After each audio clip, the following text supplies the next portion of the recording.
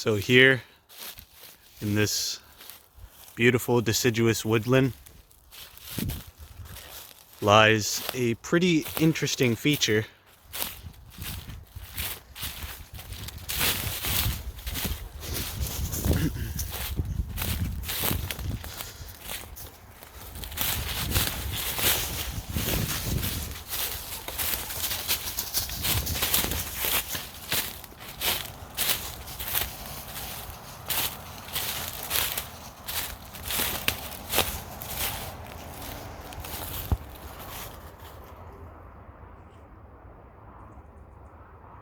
Deciduous woodland property, roughly 609 acres. Something very interesting about this property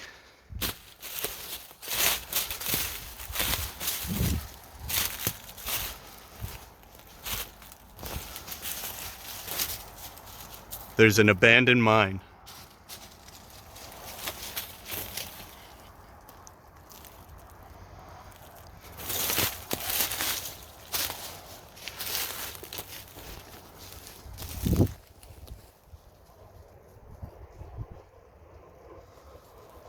I do apologize for the cars as the highway is just there.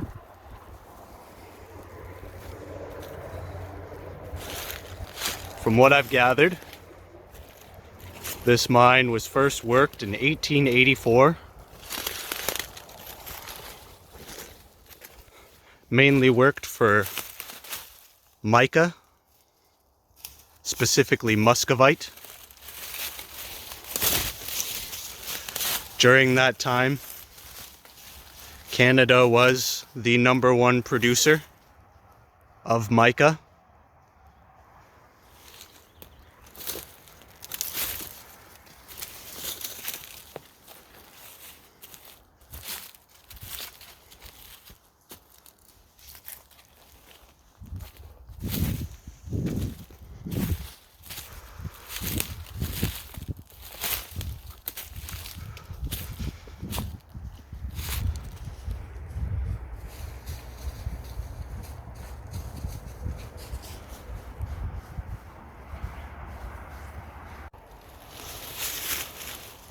Looks like an animal den.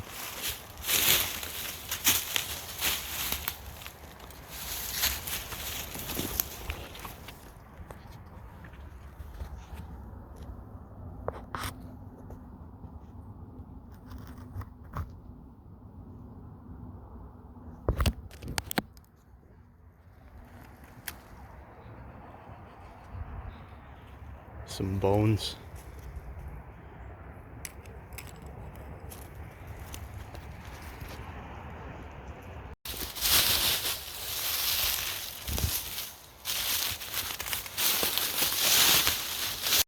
The mine itself is located in Quebec, a small town called Val-des-Bois, off Highway 309. The main pit itself is on the southern end of the property, along a 150-foot ridge. It is a massive PEGMATITE. In geology, a PEGMATITE is an intrusion of igneous rock with interlocking crystals.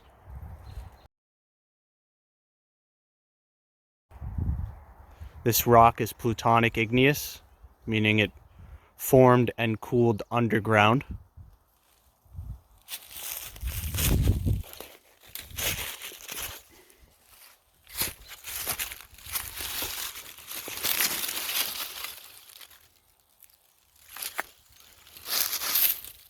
Plenty of quartz, feldspar, and some mica right there.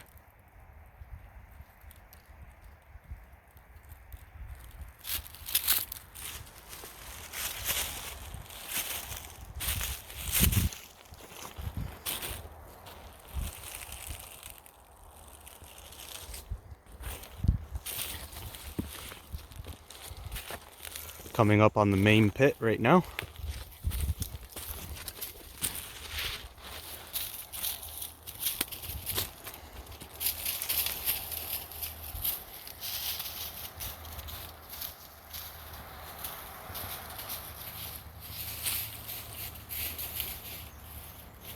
Let's get a closer look.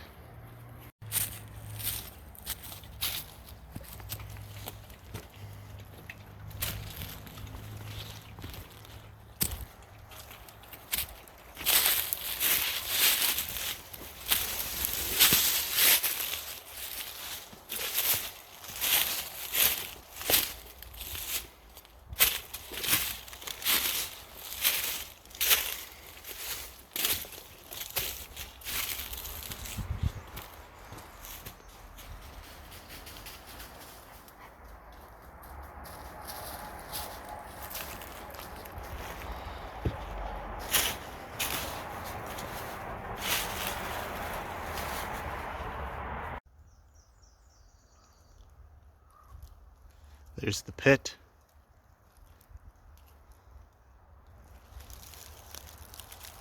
It puts the lotion on its skin. Anyways, the pit extends about 50 to 60 feet below the surface of this pool. I would imagine there's probably still a bunch of nice specimens down there, but there's no going down there. It's a toxic waste pool.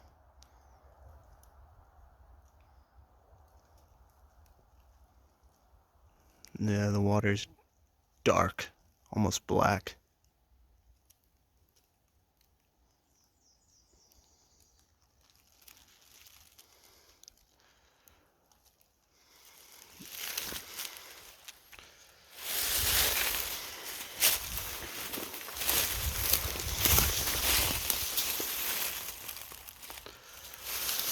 Here's what's left of the PEGMATITE dike. And no, I am not talking about a lesbian. PEGMATITE and dike are geologic terms used to refer a body of rock.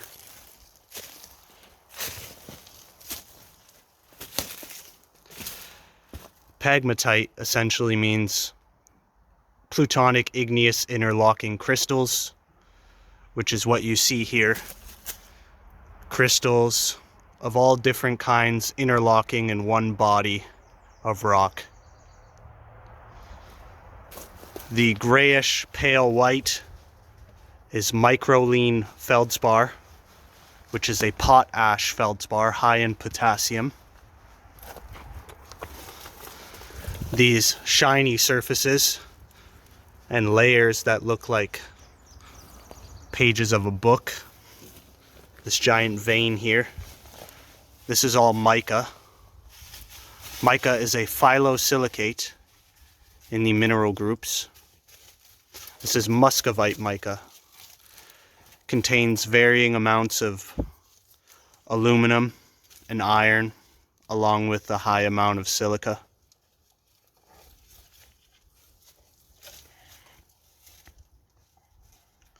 You can see it almost kind of looks like a metal. That's the presence of iron and aluminum.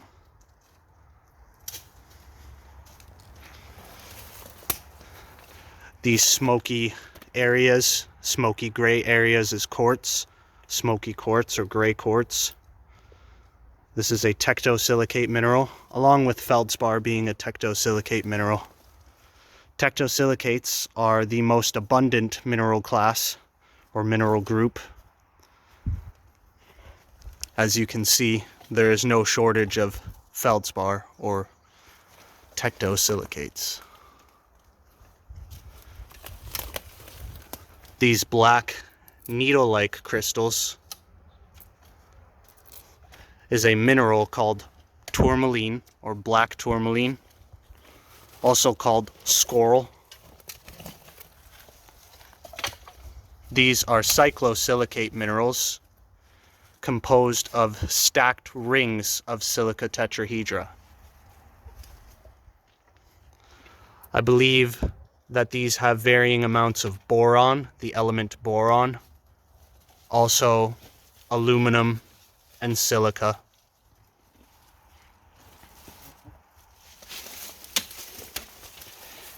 Here you can see the difference between the dull white and pale gray to the bright white. The bright white color mineral is a feldspar known as albite. It is a plagioclase feldspar, meaning it just has high amounts of sodium along with calcium. Albite is also a tectosilicate mineral, meaning it is fairly common.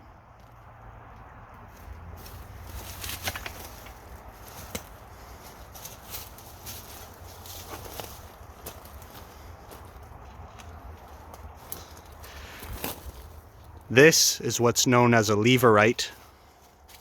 A lever right there.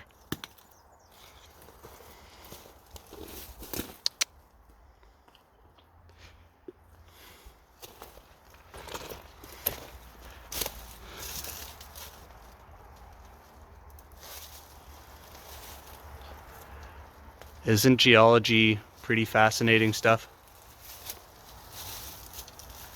I find it incredible that you combine several elements that are metals or non-metals, like aluminum, sodium, calcium, and you get something that looks nothing like a metal.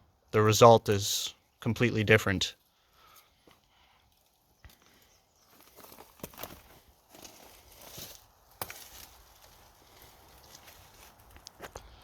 Something interesting about this mine is there were several unique specimens found. The first coming to mind is Uranite, which is a uranium ore. Pretty interesting, which is why I would definitely not go down into that pit. Also some unique specimens of mica that were pink or rose colored.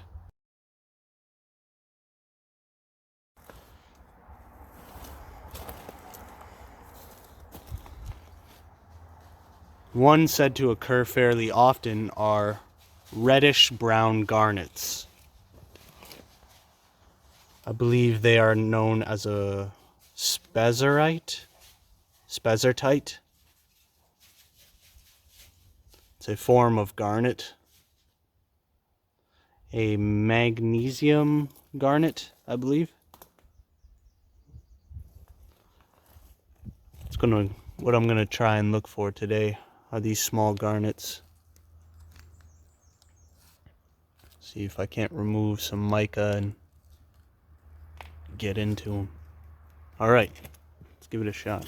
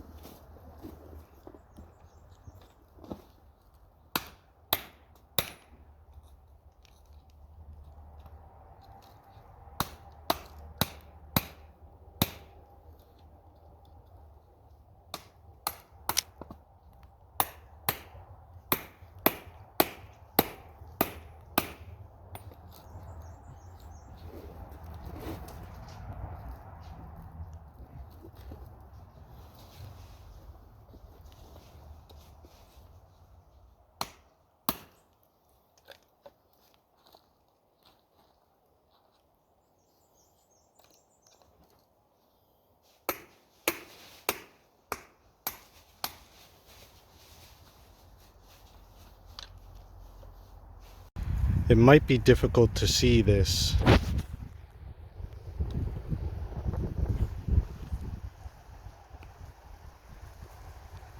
But these are those reddish brown garnets occurring in that PEGMATITE.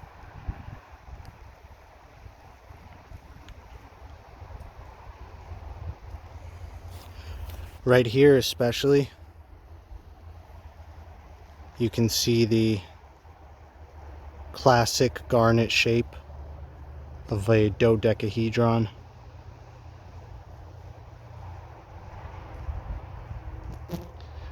And the reddish brown crystal color. So I believe the name of this mineral is spessartite, which is a magnesium garnet. Searching through the dump site here, I think I came across a specimen of peristerite, which is an iridescent variety of the feldspar albite. You can see it's got that blue hue to it.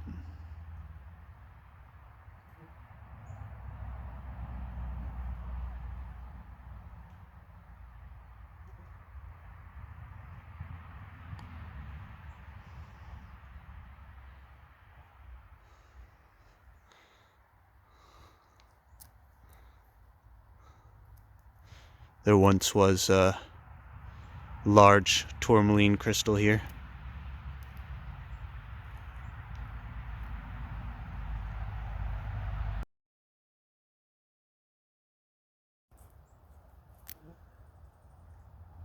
There's a chunk of black tourmaline, a cyclosilicate mineral.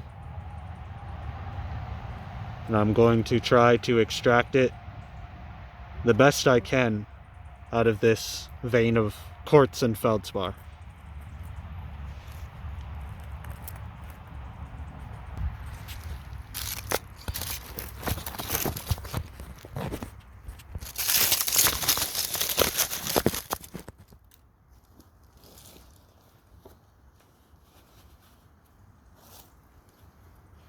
It's a good idea to wear eye protection and a face mask so you don't breathe any of these fine particles in.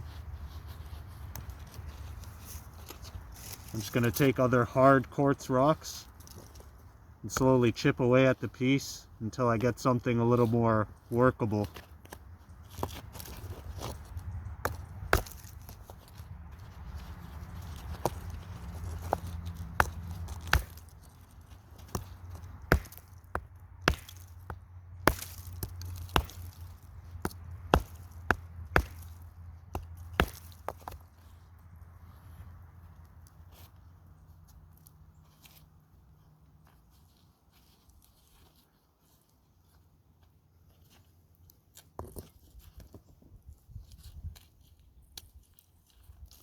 Yeah, it's so brittle.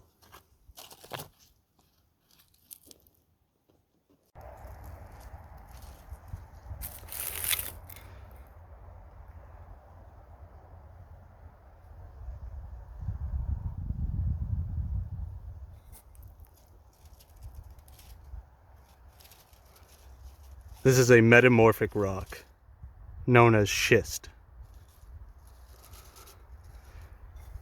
This is a mica schist, or a Muscovite schist.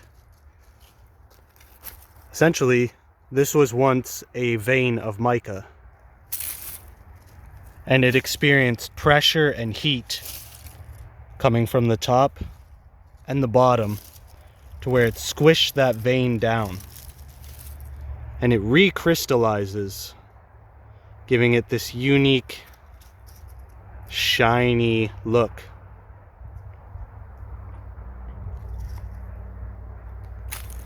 What the schist? Yes, schist. S-C-H-I-S-T. Schist. What the schist? Searching through these dump piles, these dump sites, I found some nice stuff. Big chunks of mica.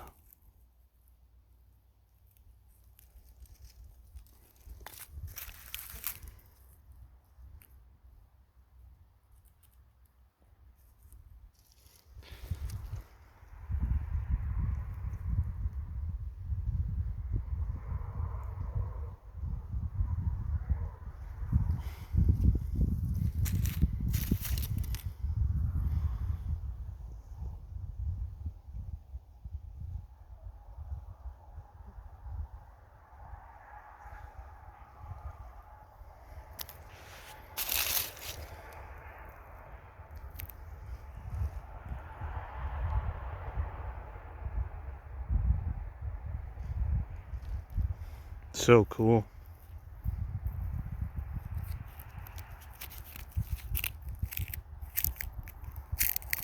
You can see those silica sheets.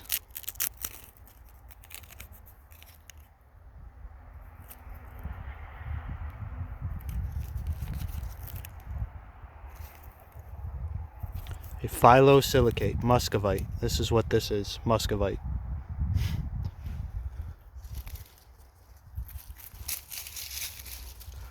A lot of it has a green tint to it, which I suspect is chromium, very micro amounts of chromium, possibly, giving it a green color.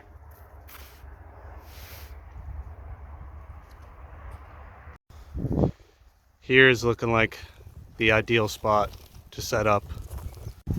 Now that I've got this location for the overnighter, I'll go search for materials to make a bipod and a ridgepole, along with some fire materials, fuel, firewood, and an extra tree to make bushcraft stakes to pound the tent into the ground. I'm hoping it's not too rocky to where I'm not able to get my stakes into the ground, but that's why I'm going to craft my own out of a good wood. They will be more robust, hopefully able to get through this dense ground. I was just gathering materials for a bipod when I thought I'd mention something quickly. Say you're in an area that you don't want your presence to be known, and you're making cuts and you leave these fresh wounds that are easily visible, these white plain faces. Just take a little bit of mud and dirt and smear it into the top.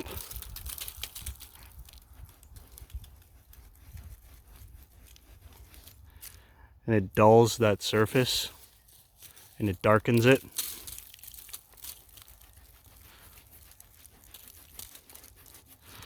So now it looks like an old cut. Just a quick tip, a little bushcraft tip for when you're camping in a secluded area and you don't want your presence to be known. You don't want to leave any trace.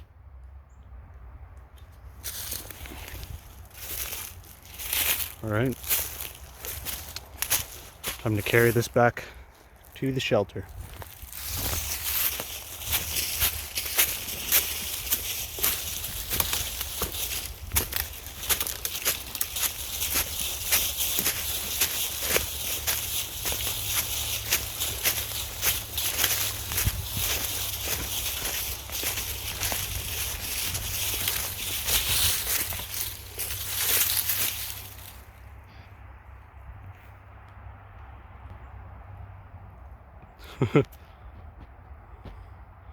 What are you doing?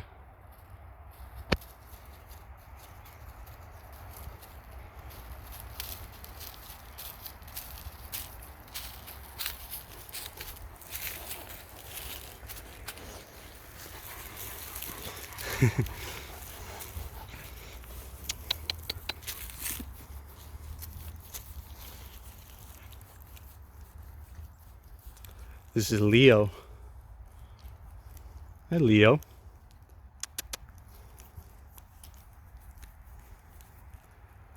He's a Cane Corso Bull Mastiff mix.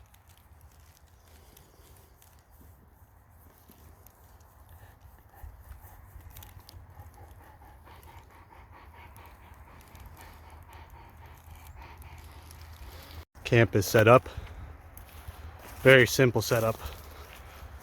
Took two 6-foot poles with some arbor knots and lashes. I put them together, put a ridge pole down the center, anchored them in a little bit, threw my tarp over. The ground is pretty rocky here, which is to be expected, so I had trouble with hammering the stakes in, and in some spots I had to tie a rock to the tie out points on the tarp and get it as taut as I could.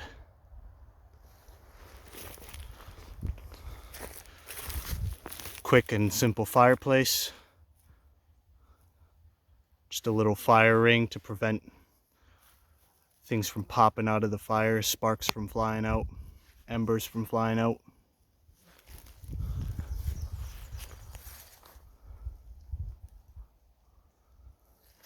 No shortage of dead wood, so firewood shouldn't be a problem.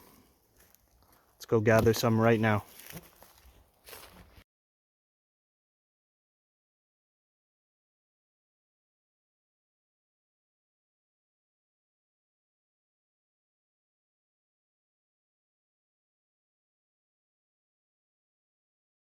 Taking a quick break from prospecting. Gonna have some lunch. Even though it's way past lunchtime. The black flies are getting real bad. Just having some leftover taco meat with crushed Doritos in it. You feeling the black flies, buddy?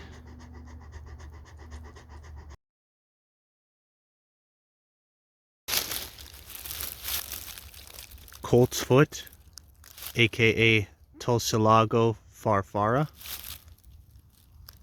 It's a weedy member of the Asteraceae family, or the sunflower family. You can see that pseudo flower. It's a capitulum. It is a large inflorescence composed of small florets, like a sunflower.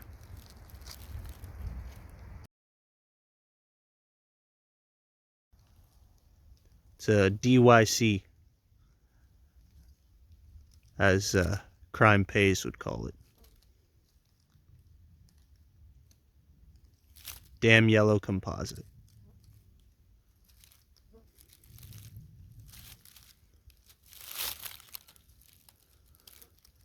It's very hairy.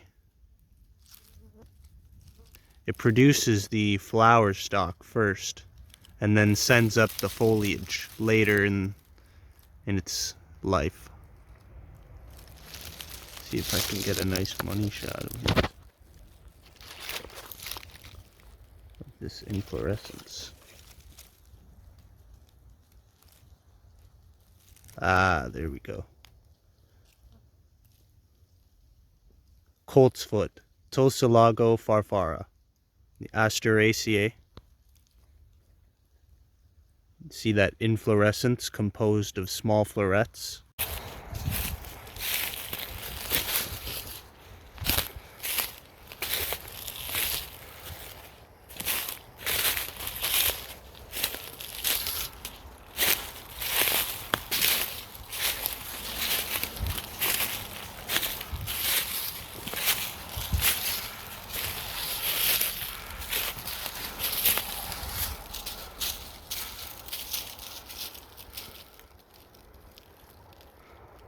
This rock is incredible.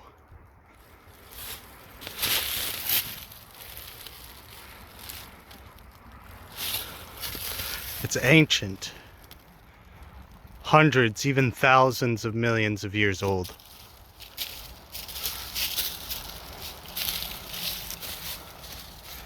Billions.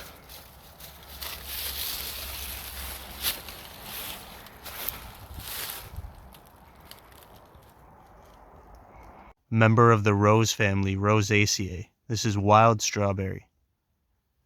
It's got 5 white petals, several stamens composed of filaments and the yellow anthers. It's got those leaves of 3 that are serrated.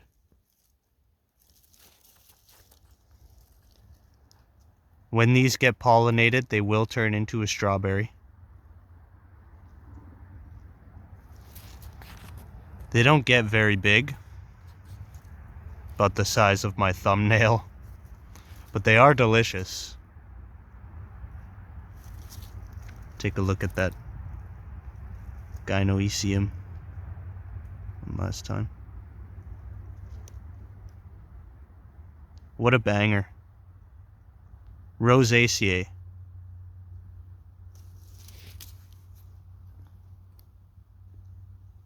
So this is camp. Firewood for the night.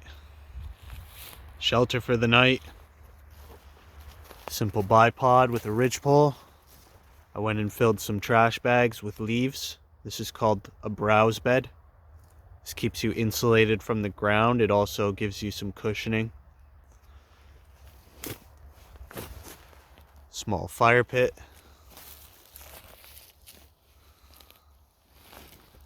Birch bark as the tinder.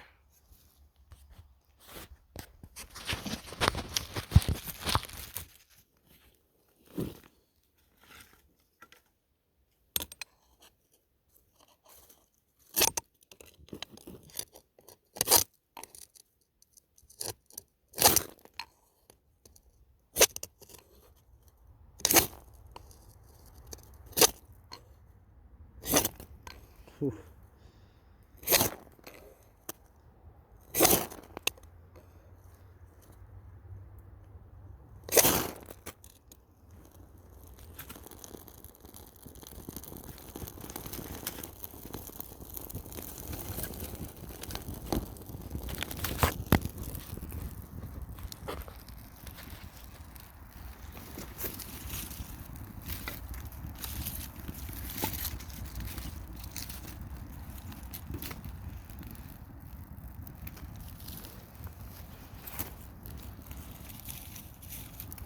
Always be sure to put away your fire steel right after you're done using it. You really don't want to lose that.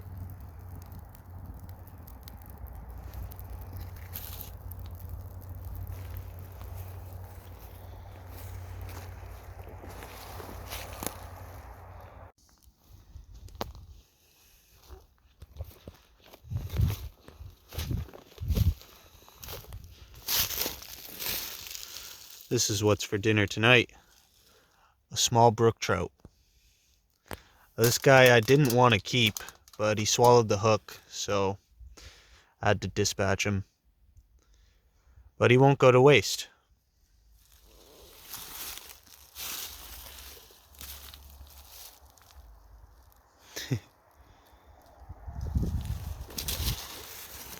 Got it with some just butter and onions. Wrap it up and throw it on the hot coals.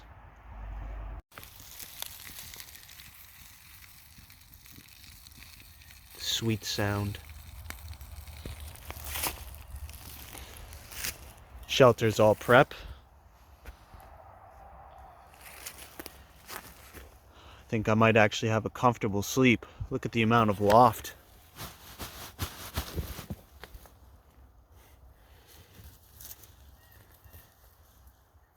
Just trash bags.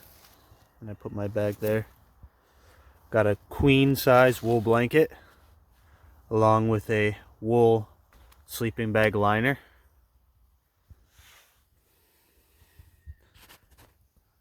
It might dip down into the negatives tonight. -1, -2 Celsius. But this setup is plenty warm for that.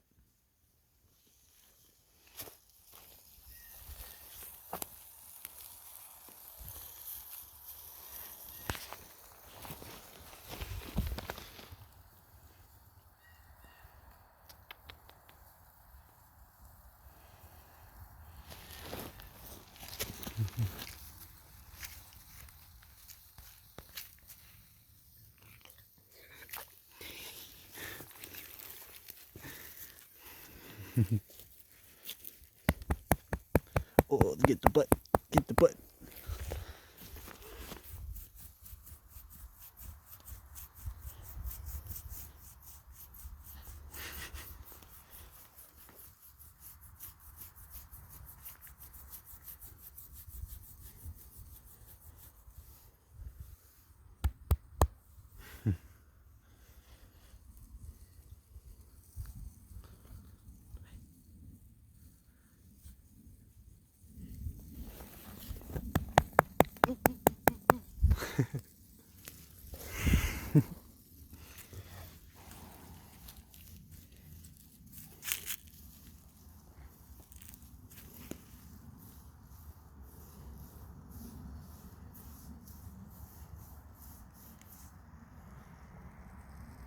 I'm personally not a fan of buying processed products from the grocery stores.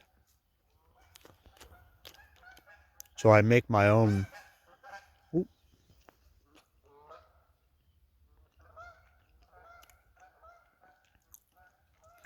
I make my own snacks. These are vegan Nutrigrain bars. They're made with a date paste and wheat flour. Or, sorry, not wheat flour, oat flour. They're gluten-free, no sugar added. I've got oatmeal raisin cookies.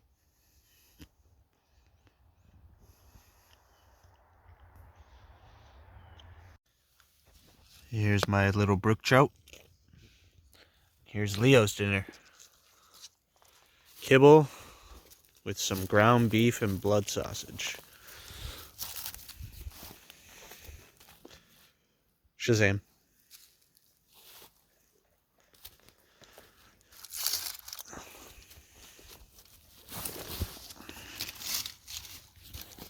Let's take a look. Ooh, that's hot.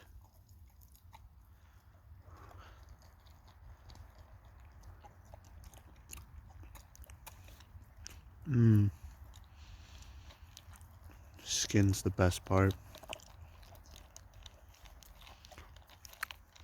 Oh, so buttery.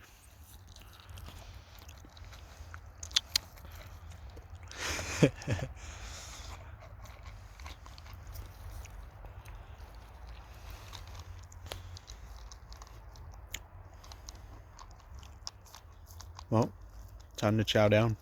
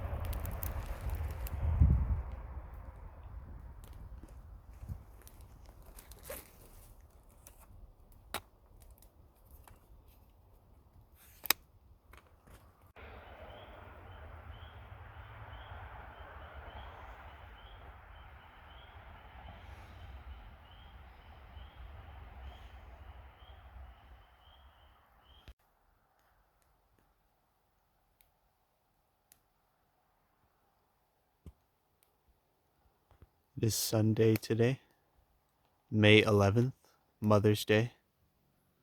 It is a full moon tonight.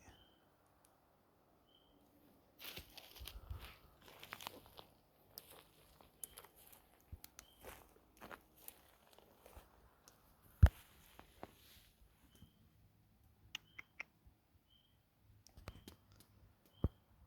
think we're ready to go to bed, huh, bud?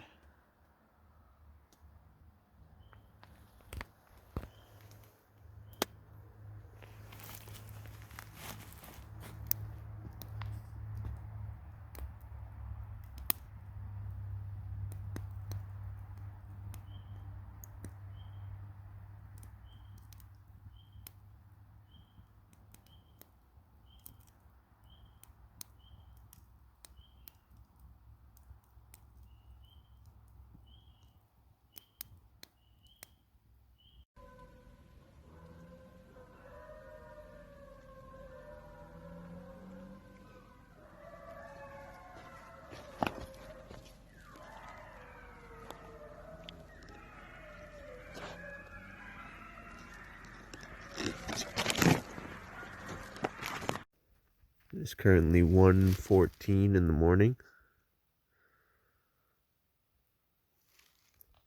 Keep hearing coyotes go off every now and then. The fire's completely died out now. Not gonna bother getting up to get it going again. So far, I'm extremely comfortable. This browse bed was definitely worth taking the time doing. And this is one of the most...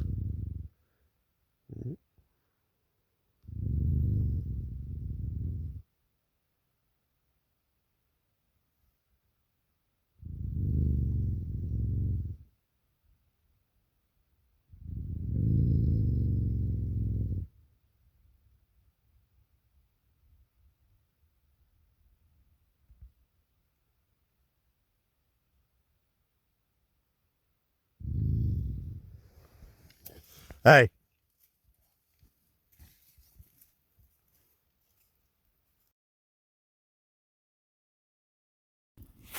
It is 2:13. To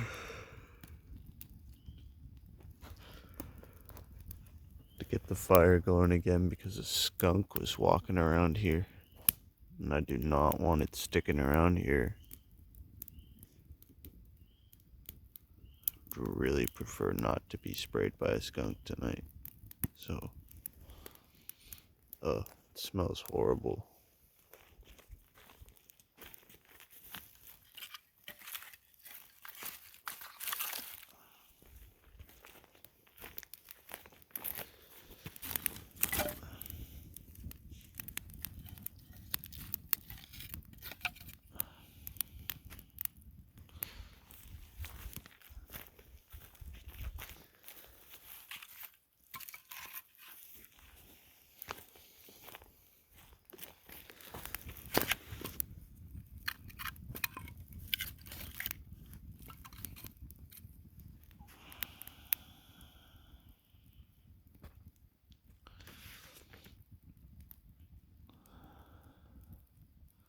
The temperature is 0 degrees Celsius right now.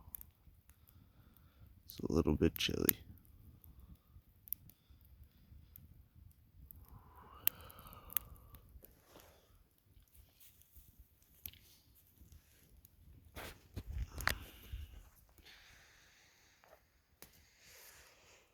Alright, let's get back to bed.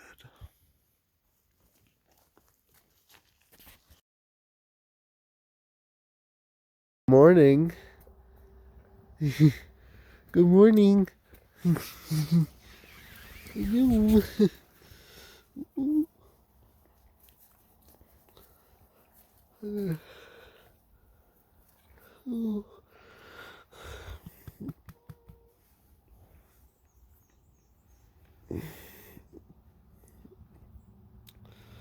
6:35 a.m. It rained a little bit last night. Just a bit. Also, a skunk came through here a couple times. And the coyotes were pretty loud last night. Throughout the night. I slept great though. Pretty comfortably.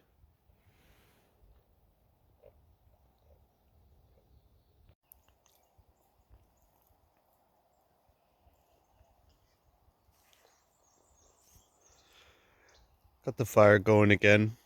I'm gonna pack up,